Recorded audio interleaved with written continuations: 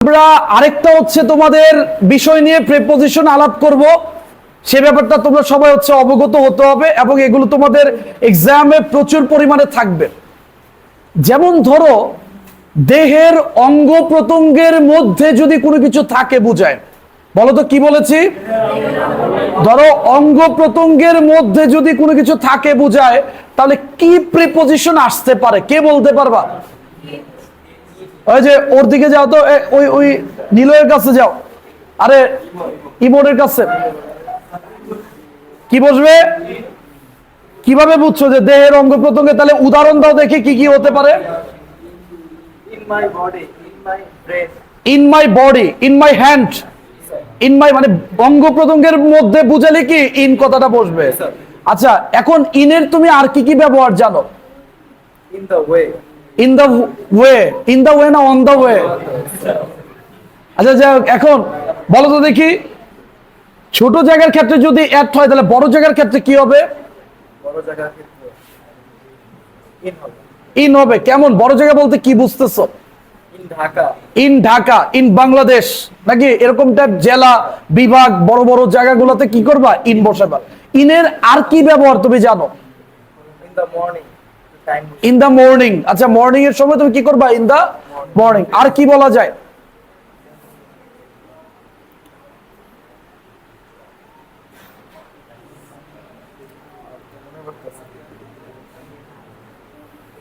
বসো বসো।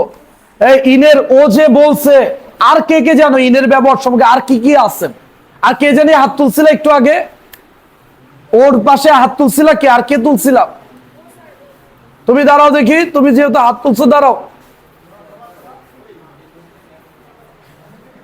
আচ্ছা, ও বলছে হচ্ছে তুমি ইনের ব্যবহার বললো কি অঙ্গ প্রত্যঙ্গের মধ্যে বোঝালে ইন হয়, এছাড়া তুমি আর কি ব্যবহার জানো ইনের? আচ্ছা, বড় জায়গা এটা তো ওই এইমাত্র ডিফাইন করলো। বড় সময় বলতে কোনটাকে বুঝছো? ও যেখানে আটকাইছে ওইটাই তোমাকে আমি বলতেছি। বছর। তাহলে বছর হলে কি সালের ক্ষেত্রে তো বললা, ঋতুর ক্ষেত্রে কি ইন হবে কিনা? আচ্ছা, তুমি আমাকে বলো তো মাসের ক্ষেত্রে কি হবে? In month. তাহলে মাসের ক্ষেত্রে হবে, ঋতুর ক্ষেত্রে হবে, তারপরে কি সালের ক্ষেত্রে হবে। ওকে, আর কি জানো ইন সম্পর্কে? হ্যাঁ, কোন কিছুর মধ্যে। গুড, সবাই একটা হাতে তালি দাও। অনেকগুলো ডিফাইন করছে। তোমার কাছে বাংতি আছে? আচ্ছা, তুমি নিয়ে যাও, একটু পরে বসো। পাবে, সততার পুরস্কার দিতে হবে, যে কর্ম করবে তাকে পুরস্কার দিতে হবে। এই ইনের ব্যবহার কি কি পাইলা? তাহলে ওর ডিফাইনটা আমি একটু দেখি। ও যা বলেছে আমি সারসংক্ষেপ করছি। ইন মানে হলো বড় জায়গা, বড় সময়। বলো ইন মানে কি? আমার সাথে আবার বলো, ইন মানে কি? বড় জায়গা, জেলা, বিভাগ, দেশ, এবং যে জায়গা আসলে ফিক্সড না, তুমি গেলে খুঁজে পাবা না, সেটা হচ্ছে বড় জায়গা। একটু আগেই তো আমরা ডিফাইন করলাম, এট মানে কি ফিক্সড প্লেস, গেলে খুঁজে পাওয়া যাবে, কিন্তু ইনে কি খুঁজে পাওয়া যাবে না। তারপরে ইনের ব্যবহারে পেলাম সাল। বলো তো কি পাইছি? সাল মানে কি? বছর, ঋতু। বাংলা ঋতু যেমন কি বলে, ঋতুগুলো কি কি আছে বলো তো? স্প্রিং, তারপর আরো অনেকগুলো ঋতু কিন্তু আমরা পাই। এই ঋতুর ক্ষেত্রে কি বলবা? ইন বসাবা। সালের ক্ষেত্রে ইন বসাইবা।